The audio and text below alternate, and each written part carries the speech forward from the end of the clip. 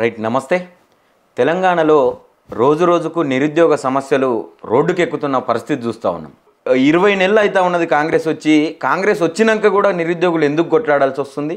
అసలు నిజంగా కాంగ్రెస్ నిరుద్యోగుల పక్షాన చిత్తశుద్ధితో పనిచేస్తూ ఉన్నదా? అసలు ఏం జరుగుతూ ఉన్నది అనే అంశాలని అడిగి తెలుసుకునే ప్రయత్నం చేద్దాం.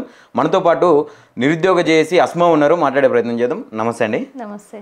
20 నెలల నుంచి కాంగ్రెస్ పార్టీ ప్రతినిధులు కావచ్చు, కాంగ్రెస్ పార్టీ నాయకులు కావచ్చు, ఎవరు మీ దగ్గరికి వచ్చి మీ సమస్యలు అడిగింది లేదు. అంటే చాలా 18 నెలల నుంచి రోడ్ల మీదనే ఉన్నారు నిరుద్యోగులందరూ.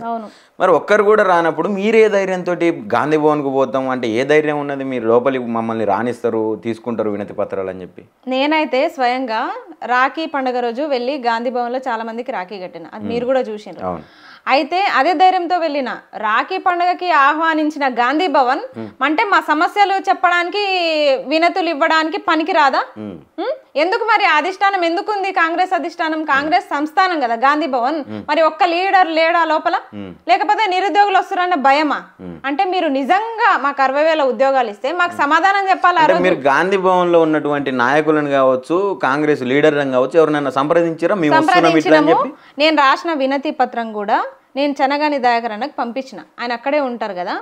అన్న నేను ఇట్లా వస్తున్నా అన్న, ఒక 5 మెంబర్స్ మేము వస్తాము అని చెప్పేసి నాకు ఏ నోటిఫికేషన్ కావాలో నా నోటిఫికేషన్, ఇక నేను కొంచెం అధ్యక్షత కూడా వహిస్తున్నా కాబట్టి అన్ని నోటిఫికేషన్స్ గురించి కూడా ఇట్లా 2 అప్లికేషన్స్ రాసి నా వినతి నేను రాసుకొని స్వయంగా నేనే రాసుకున్నా. ఇది నేనే రాసుకొని తీసుకెళ్ళిన, ఎక్కడ కూడా ప్రింట్ లేదు, టైప్ చేయించలేదు, ఏం లేదు. నేనే స్వయంగా రాసుకొని తీసుకెళ్ళి అన్నకి కూడా వాట్సాప్ చేసిన. ఇదిగోండి చెనగాని దయాకర్ అన్న వాట్సాప్ చేసిన.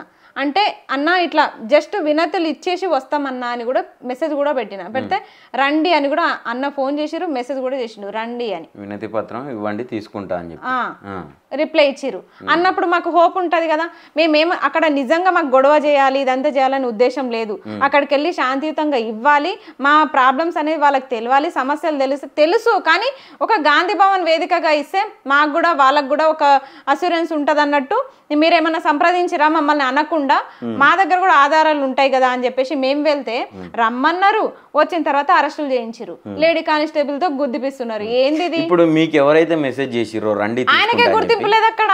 ఇప్పుడు మేము అదే చెప్తున్నాం, మమ్మల్ని నిరుద్యోగులు కాదన్నావు కదా, నువ్వే నాయకుడివి కాదని అక్కడ ఉన్న వాళ్ళందరూ చెప్పిరు. ఇక కొత్తగా నేను చెప్పుడు ఏముంది? నేను నిరుద్యోగి అనడానికి నా దగ్గర అన్ని ఆధారాలు ఉన్నాయి, అన్ని అర్హతలు నాకు ఉన్నాయి. నువ్వు రాజకీయ నాయకుడు అని నిరూపించుకోవడానికి నీ దగ్గర ఏం ఆధారాలు ఉన్నాయి? ఏం ఆధారాలు? నువ్వు ఎట్లా లీడర్ అయినావు? నువ్వు ఎట్లా రాజకీయ నాయకుడు అయినావు? నువ్వు ఎట్లా కాంగ్రెస్ పార్టీ లీడర్ అయినావు? ఈ క్వశ్చన్ ఒక చెనగన్ దయాకర్ అన్నకే కాదు, ప్రతి ఒక్క కాంగ్రెస్ లీడర్ కి కూడా క్వశ్చన్ చేస్తున్నాం. మీరు కాంగ్రెస్ లీడర్స్ అని చెప్పుకోవడానికి మీ దగ్గర ఏం ఆధారాలు ఉన్నాయి? మీ తాపత్రయం అంతా ఉద్యోగాల కోసం లేదు. ఇప్పుడు ఎవరైతే కొట్లాడుతున్నారో వీళ్ళ తాపత్రయం అంతా రాజకీయాల వైపు మళ్ళింది. అదే ఇప్పుడు వాళ్ళు క్వశ్చన్ చేస్తా ఉన్నారు. ఇప్పుడు మీరు ఉద్యోగాల కల్పనలో ఫెయిల్, మరి ఏం చేస్తారు? పోతే తప్పేముంది? మీలాంటి అసమర్థుల చేతల్లో మేము బలయ్యకంటే మరి మేమే పరిపాలించడం బెటర్ కదా.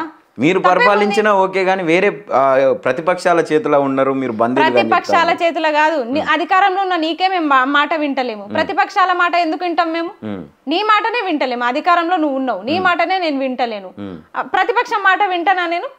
నిన్ను క్వశ్చన్ చేస్తున్నాం, వాళ్ళని క్వశ్చన్ చేసినాం. క్వశ్చన్ చేస్తూనే ఉండాలా మేము. ఇప్పుడు మీరు ఎవరికైతే మెసేజ్ చేసిరో రండి అని చెప్పి వాళ్ళు కూడా రిప్లై ఇచ్చారు.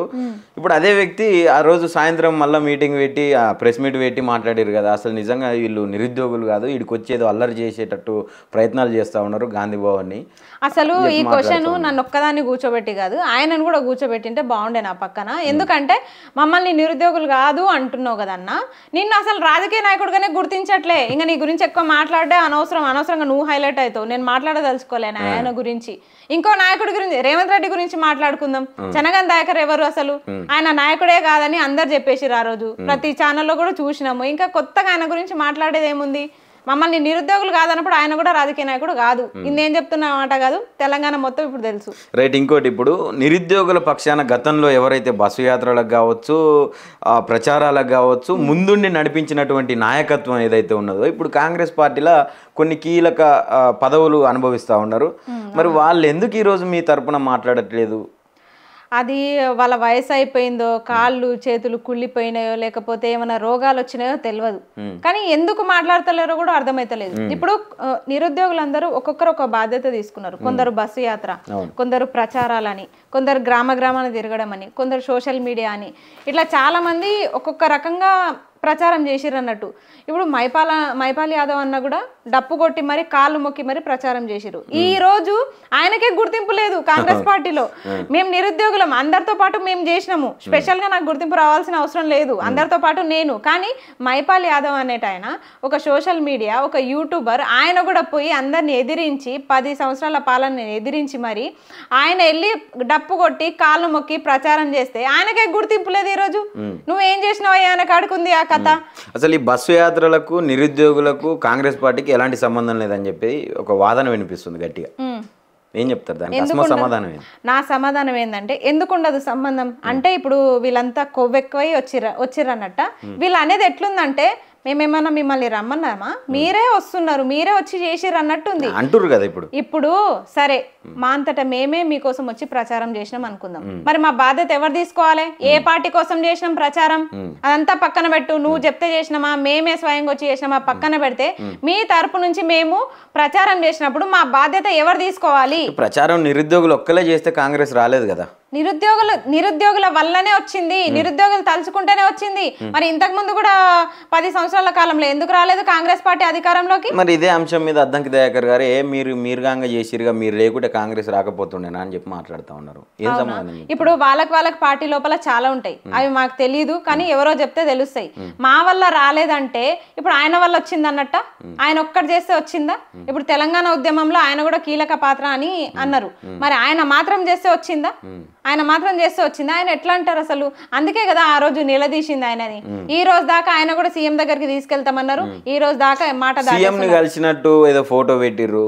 ఇక త్వరలో నిరుద్యోగుల దగ్గరికి ముఖ్యమంత్రి గారు నేరుగా వచ్చి మాట్లాడతారని చెప్పి పోస్టులు పెట్టిర్రు. మరి అదంతా ఈ త్వరలో అనే మాటకైతే నాకైతే చెవులో రక్తం వస్తుంది. ఇంకెంత త్వరలో అసలు ఆ పదాన్ని బ్యాన్ చేయాలి నిజంగా. అది త్వరలో అని చెప్తున్నారు, ఈ పాటికి 15 రోజులు 20 రోజులు దాటిపోయింది. ఎక్కడ కల్పించారు? ఎక్కడ కల్పించారు? మా పేరు అడ్డు పెట్టుకొని ఆయన పోయి కలిసిరు. మరి ఆయన కూడా అపాయింట్మెంట్ లేదేమో సీఎం దగ్గర. అందుకే మమ్మల్ని అడ్డు పెట్టుకొని పోయి కలిసేసి వచ్చారు. రేపు ఈ మధ్య కాలంలో అంటే రీసెంట్ గా బర్నింగ్ ఇష్యూ ఇది బాగా. కోదండరామ్ సార్ మీకు బాగా మొత్తం నిరుద్యోగ యువతనంతా కదిలించిన వ్యక్తి, కాంగ్రెస్ కి పట్టం కట్టే దాంట్లో ఒక కీలక భూమిక పోషించిన వ్యక్తి. ఆయన పదవి ఊసిపోగానే నిరుద్యోగులు అందరూ సంతోషపడుతున్నారంట కొంతమంది. నేను కూడా సంతోషపడుతున్నాను. ఎందుకు అట్లా? అసలు మా ఉసురే తాకింది ఆయనకైతే. నిజం మరీ చెప్పిన మా ఉసురు తగిలి ఖచ్చితంగా మీరు నాశనం అయిపోతారని చెప్పేసి ప్రతి నిరుద్యోగి ఆవేదన. గ్రూప్ 1 రద్దయినప్పుడు ఒక అన్నయ్య ఎంత ఏడ్చిండండి. కనీసం ఆ సోయాన్ని ఉండాలి కదా. ఆయన ఒక ప్రొఫెసర్, నిరుద్యోగుల గురించి ఆయనకు తప్ప ఎవ్వరికి ఎక్కువ తెలియదు, ఎవరు ఎంత బాధపడతారు అని చెప్పేసి ఒక ప్రొఫెసర్ గా విద్యార్థులకి విద్య నేర్పిన వ్యక్తిగా ఆయనకు బాగా తెలిసి ఉంటుంది. ఒక ఉపాధ్యాయుడు కాబట్టి, ఒక టీచర్ కాబట్టి ఆయనకు మంచిగా అనుభవం ఉంటుంది. ఎంతమంది విద్యార్థుల్ని చూసింటారు దగ్గర నుంచి. వీళ్ళంతా రాజకీయ నాయకులు, వీళ్ళకంటే సోయి లేదు, వాళ్ళకి తెలియదు, వాళ్ళకి అంత అనుభవం లేదు, వాళ్ళు చదువుకోలే, వాళ్ళకి తెలియదు, వాళ్ళు ఎడ్డోళ్ళు.